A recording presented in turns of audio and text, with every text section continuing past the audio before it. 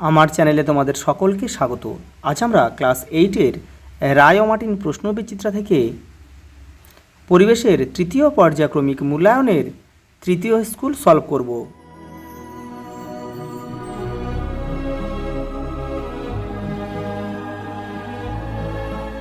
যারা আগের সেটগুলো দেখোনি তারা চ্যানেলের প্লেলিস্টে যাবে, ওখানে কিন্তু দেয়া রয়েছে। প্রথম প্রশ্ন দেখো, তরলের কোনো বিন্দুতে চাপ কিসের উপর নির্ভর করে? তা তরলের ঘনত্বের উপর নির্ভরশীল। অপশান সি আমাদের সঠিক উত্তর। আলোর অভ্যন্তরীণ পূর্ণ প্রতিফলন একটি উদাহরণ হলো মরুভূমিতে গঠিত হওয়া মরীচিকা। অপশান সি আমাদের সঠিক উত্তর। সমযোজী যৌগের একটি উদাহরণ দাও। ফসফিন, এই যে PH3 এটা। অক্সিজেনের আইসোটোপের সংখ্যা কতগুলি? 3টি। লিখে দিচ্ছি আইসোটোপগুলো।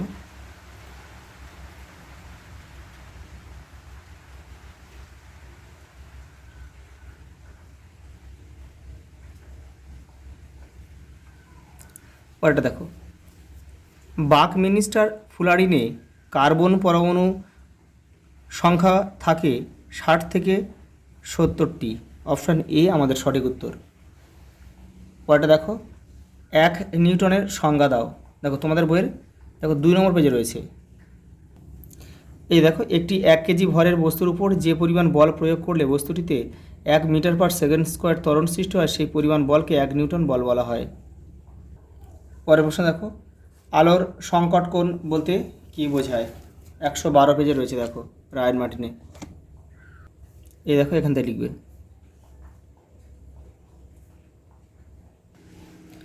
পরেরটা দেখো, 1 মিলিগ্রাম হিলিয়ামে হিলিয়াম পরমাণুর সংখ্যা আনুমানিক কত?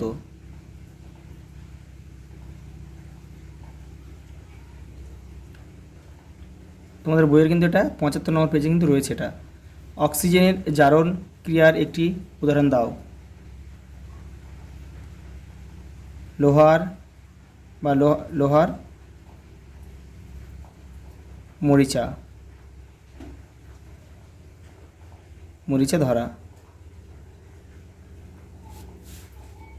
জ্বলন্ত পটাশিয়ামের টুকরোকে কার্বন ডাই অক্সাইড পূর্ণ গ্যাস জারে প্রবেশ করালে কি ঘটে তা সমীকরণ সহ লেখো। এই যে দেখো এখান থেকে এই পর্যন্ত আমরা লিখবে। এই দেখো সমীকরণটা আমি এখানে লিখে দিয়েছি। পরের প্রশ্ন দেখো, প্লবতা কি? তোমাদের বইয়ের 15 নম্বর পেজে রয়েছে। দেখো দেখো তোমাদের টেক্সটের এই যে এখান থেকে লিখবে। যখন কোনো বস্তুকে কোনো তরলে ডোবানো হয় তখন ওই তরল বস্তুটির উপর একটি ঊর্ধ্বমুখী বল প্রয়োগ করে, এই বলকে প্লবতা বলা হয়। কোনো বস্তুকে জলে ডোবালে হালকা মনে হয় কেন? কারণ তরলের ঊর্ধ্বমুখী চাপ।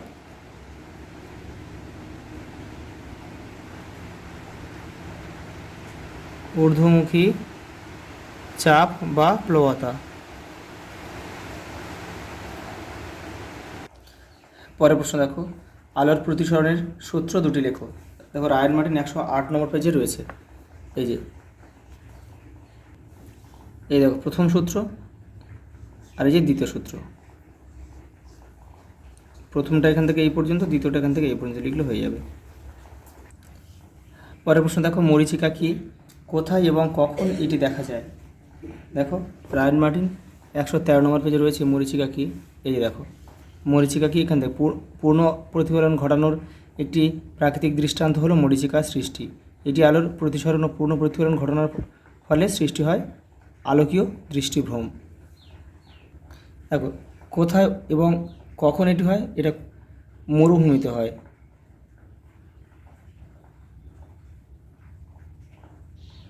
মরুভূমিতে হয়। কখন হয়?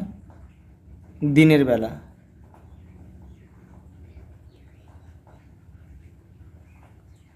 দেখো আয়নীয় যৌগ কাদের বলা হয়? এদের একটি বৈশিষ্ট্য লেখো। দেখো রায় মার্টিন 180 নম্বর পেজে রয়েছে। এই দেখো আয়নীয় যৌগ, এখান থেকে এটা লিখবে। আর এই বৈশিষ্ট্য রয়েছে এখানে নিচের দিকে রয়েছে। দেখো আয়নীয় যৌগের বৈশিষ্ট্য এখান থেকে দুটো করে নেবে। একটি উভধর্মী অক্সাইডের উদাহরণ দাও। এর সঙ্গে লঘু হাইড্রোক্লোরিক অ্যাসিডের বিক্রিয়ার সমীকরণটি লেখো। দেখে নাও। এই দেখে নাও, অ্যালুমিনিয়াম অক্সাইড একটা উভধর্মী অক্সাইড।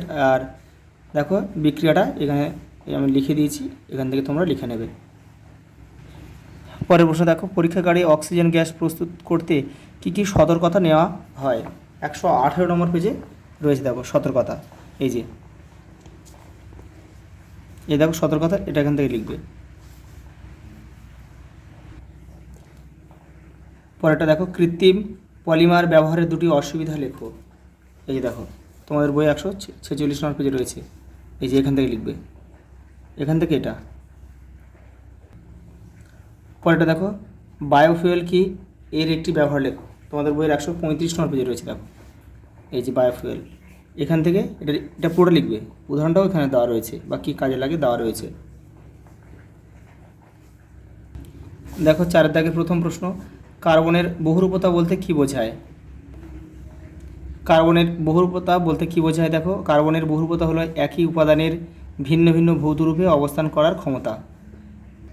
সঙ্গে একটা প্রশ্ন রয়েছে দেখো, অনিয়তকার কার্বনের রূপভেদগুলি লেখো। এটা তোমাদের বইয়ের 129 নম্বর পেজে রয়েছে দেখো। এই যে দেখো অনিয়তকার রূপভেদ কোনগুলো দেখো, ভূষাকালে আছে কোক, গ্যাস কার্বন, চারকোল বা অঙ্গার, এগুলি সবই কিন্তু অনিয়তকার রূপভেদ।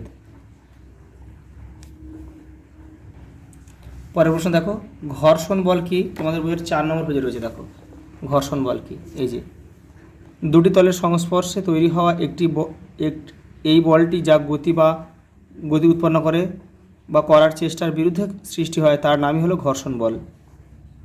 এই দেখো ঘর্ষণ বল কোন কোন বিষয়ের উপর নির্ভর করে, দেখো এখান থেকে এটা লিখবে আর এটা এখান থেকে লিখবে। পরের প্রশ্ন দেখো, স্প্রিং তুলা কি, এটি কিভাবে কাজ করে? দেখো ওজন বা বল পরিমাপ করার যন্ত্র হচ্ছে স্প্রিং তুলা। বস্তুকে ঝুলিয়ে দিলে অভিকর্ষ বলের টানে স্প্রিংটি প্রসারিত হয়। স্প্রিংয়ের এই সম্প্রসারণ বস্তুর ওজনের সমানুপাতিক, যা যন্ত্রের গায়ে দাগ কাটা স্কেল থেকে সরাসরি পাঠ নেওয়া যায়। পরেরটা দেখো, আলোর অভ্যন্তরীণ পূর্ণ প্রতিফলন বলতে কী বোঝায়? চিত্রসহ সংজ্ঞা দাও। দেখো 112 নম্বর পেজে রয়েছে রায়ড মার্টিন। এই দেখো আলোর অভ্যন্তরীণ পূর্ণ প্রতিফলন, এখান থেকে এই পর্যন্ত লিখবে। আর এই যে চিত্রটা রয়েছে এখানে, এই যে এইটা দেবে, এই চিত্রটা। দেখো ব্যবহারিক প্রয়োগের মধ্যে দেখো এর একটি ব্যবহারিক প্রয়োগ, হিরে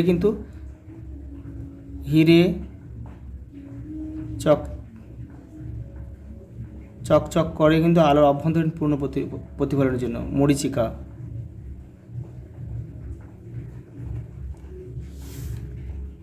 দেখো পরমাণুর গঠন সম্পর্কিত রাদারফোর্ডের সিদ্ধান্তগুলি লেখো। এটা তোমাদের বইয়ের শুধু 73 নম্বর পেজে রয়েছে দেখো। এই দেখো সিদ্ধান্তগুলো রয়েছে 1, 2, 3, 4, এগুলো সব লিখবে। সঙ্গে দেখো একটা প্রশ্ন রয়েছে, আইসোটোন কি? দেখো যেসব মৌলের পরমাণুর নিউক্লিয়াসে সমান সংখ্যক নিউট্রন থাকে কিন্তু প্রোটন ও ভর সংখ্যা আলাদা হয় তাদেরকে পরস্পরের আইসোটোন বলে। এই যে দেখো উদাহরণ দেওয়া রয়েছে। পরেরটা দেখো, মূলক কাকে বলে? দেখো রায়ড মার্টিন 183 নম্বর পেজে রয়েছে দেখো, মূলক কাকে বলে? এই যে তাকে মূলক বা যৌগ মূলক বলে, এখান থেকে এটা লিখবে পুরোটা। দেখো পরেরটা, কার্বনেট, অ্যামোনিয়াম, ফেরিক আয়ন ও স্ট্যানিক আয়নের সংকেত লেখো। দেখে নাও, এই দেখো এখানে লিখে দিয়েছি, তোমরা এটা লিখে নেবে সুন্দর করে খাতায়। দেখো অন্তর্ধৃতি বলতে কী বোঝায়? দেখে নাও, এই তোমাদের বইয়ের 121 নম্বর পেজে রয়েছে অন্তর্ধৃতি। এটা এখান থেকে তোমরা এর পর্যন্ত লিখবে। দেখো হাইড্রোজেনের একটি বিজারণ বিক্রিয়ার উদাহরণ দাও। এই দেখো এটাও তোমাদের বইয়ের 121 নম্বর পেজে রয়েছে, যে বিজারণ বিক্রিয়া, এখান থেকে এটা পুরো লিখবে। পরেরটা দেখো, হাইড্রোজেন গ্যাস প্রস্তুত করতে কী কী রাসায়নিক দ্রব্যের প্রয়োজন? এই যে অবিশুদ্ধ জিঙ্কের ছিবড়া, লঘু সালফিউরিক অ্যাসিড আর পাতিত জল। দেখো এরপরে রয়েছে লাইফ সায়েন্স রয়েছে, প্রদত্ত কোনটি বহিঃক্ষরা গ্রন্থি? এটা হবে লালা গ্রন্থি, হচ্ছে বহিঃক্ষরা গ্রন্থি। তবে একটি শীতল মরুভূমির নাম হচ্ছে গোবি। আদা হলো একটি গ্রন্থিকাণ্ড।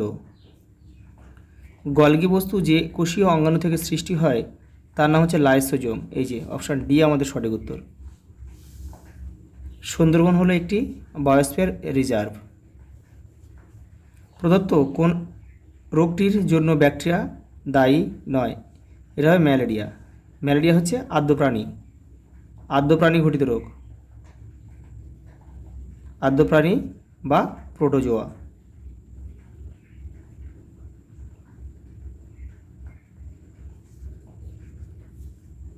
দেখো বাদবাকিগুলো একটু দেখে নাও। টাইফয়েড, কলেরা, যক্ষ্মা এগুলো কিন্তু সবই ব্যাকটেরিয়া ঘটিত রোগ এগুলো। তার মানে দেখো টাইফয়েড হচ্ছে কোন ব্যাকটেরিয়া দায়ী এর জন্যে? Salmonella typhi. কলেরার জন্য দায়ী ব্যাকটেরিয়া হচ্ছে ভিব্রিও কলেরি। আর যক্ষ্মার জন্য দায়ী হচ্ছে তোমার মাইকোব্যাকটেরিয়াম টিউবারকিউলোসিস। এগুলো কিন্তু তোমাদের কিন্তু করতে হবে। পরেরটা দেখো, শূন্যস্থান পূরণ করো। বাঁশের তন্তুর ব্যাস কত? এটা লিখতে হবে 3 মিলিমিটারেরও কম, 3 মিমির কম। পরেরটা দেখো, কাকে দেখো ক্যাঙ্গারু ইঁদুর বলা হয়? জারবিলকে।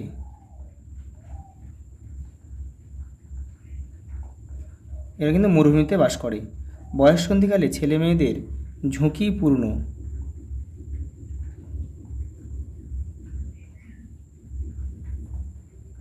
ঝুঁকিপূর্ণ আচরণের প্রবণতা জন্মায়। লবঙ্গতে কি থাকে? ইউজেনল।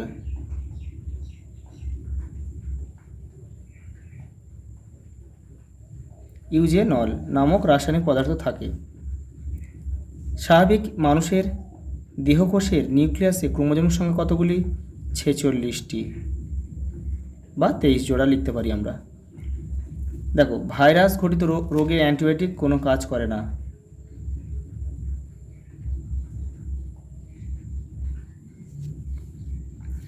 পরে দেখো একটা স্তম্ভ দিয়েছে, দেখো কেল্প হলো সামুদ্রিক শ্যাওলা। তারপর দেখো বাঘরোল হচ্ছে এক ধরনের নিশাচর প্রাণী।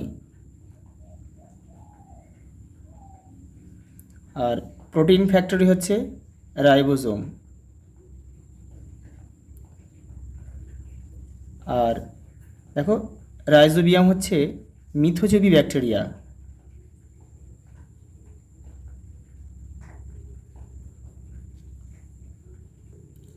দেখো চারটা সত্য বা মিথ্যা লেখো। ব্যাকটেরিয়ার কোষে সেন্ট্রোজোমের পরিবর্তে মেসোজোম থাকে।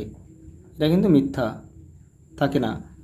দেখো র্যাটেল সাপের প্রধান শত্রু হলো ঈগল। এটা সত্য। অ্যাডামস অ্যাপেল কি? দেখে নাও। দেখো অ্যাডামস অ্যাপেল কি? মানুষের গলার সামনের দিকে দৃশ্যমান একটি উঁচু অংশ। এটি থাইরয়েড তরুণাস্থি দিয়ে গঠিত। ওটা দেখো ইনসুলিন হরমোন কোন গ্রন্থি থেকে ক্ষরিত হয়? একে অ্যান্টিবায়োটিক হরমোন বলে কেন? দেখে নাও। এটা হচ্ছে অগ্নাশয় গ্রন্থি থেকে ক্ষরিত হয়। এই যে ইনসুলিন, দেখো অগ্নাশয় গ্রন্থি থেকে ক্ষরিত হয়। আর একে কেন তাই দেখো এখানে লেখা আছে তাই একে অ্যান্টিবায়োটিক হরমোন বলে। তোমরা এখান থেকে এটা পুরোটা লিখবে। পরেরটা দেখো ডরসাল বার্সা কি? এর কাজ লেখো। দেখো তোমাদের বইয়ে 269 নম্বর পেজে রয়েছে। দেখো এই দেখো ডরসাল বার্সা হলো, দেখো এটা হচ্ছে গঙ্গার শুশুক। এই শুশুকের বা ডলফিনের দেহে থাকা এক ধরনের যন্ত্র, যা থেকে কী করে তারা শব্দ ছুড়ে দেয়। দিয়ে দেখো সেই শব্দ সামনে কোনো কিছুতে বাধা পেয়ে ফিরে এলে শুশুক সেই প্রতিধ্বনি শুনে বুঝতে পারে সামনে কত দূরে কোন ধরনের জিনিস আছে। পরের প্রশ্ন দেখো বেলের দুটি ঔষধি গুণ লেখো। দেখো 283 নম্বর পেজে রয়েছে। এখান থেকে তোমরা দুটো করে নেবে। পরেরটা দেখো তবাসির কি? তোমাদের বই 273 নম্বর পেজে কিন্তু তবাসির রয়েছে। এই যে তবাসির, এটা পুরোটা লিখবে এখান থেকে। পরেরটা দেখো জল দূষণ প্রতিরোধে কচুরিপানা কী ভূমিকা পালন করে? 274 নম্বর পেজে রয়েছে। দেখো এই যে তোমরা লিখবে হচ্ছে এখান থেকে লিখবে। এই যে কচুরিপানা সহ্য ক্ষমতা অত্যাধিক বেশি, এখান থেকে এই পর্যন্ত তোমাদের লিখতে হবে। কোষের শক্তিঘর কাকে বলে? কাকে বলে? মাইটোকন্ড্রিয়াকে।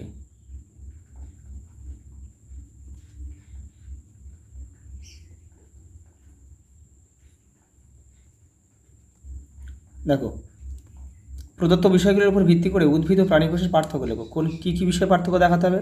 কোষের সর্ববহিস্থ, আবরণী, প্লাস্টিড, সেন্ট্রোজোম, ভ্যাকুয়াল, এগুলো পার্থক্য দেখাতে হবে। দেখে নাও, এর রায়ন মার্টিন 386 নম্বর পেজে রয়েছে। দেখো, এই দেখো, কোষ আবরণ, প্লাস্টিড, ভ্যাকুয়াল, সেন্ট্রোজোম, এই 5টা পয়েন্ট, এই 4টে পয়েন্ট কিন্তু তোমাদের লিখতে হবে। পরে দেখো, দুটি উপকারী ব্যাকটেরিয়ার নাম ও তাদের উপকারী ভূমিকা সম্পর্কে লেখে। দেখো 190 নম্বর পেজে তোমাদের বই উত্তরটা রয়েছে। দেখো, এই যে দেখো, এখান থেকে লিখবে, তোমার এখান থেকে পুরো এই পর্যন্ত লিখবে। এই যে রাইজোবিয়াম এবং এসচেরিয়া কোলাই। দেখো, তুমি বার্ষিক পরীক্ষার জন্য বাড়ি থেকে সাইকেল নিয়ে স্কুলে যাচ্ছ। রাস্তার হঠাৎ সাইকেল খারাপ হয়ে গেল। আশেপাশে কোনো সাইকেল মেরামতের দোকান নেই।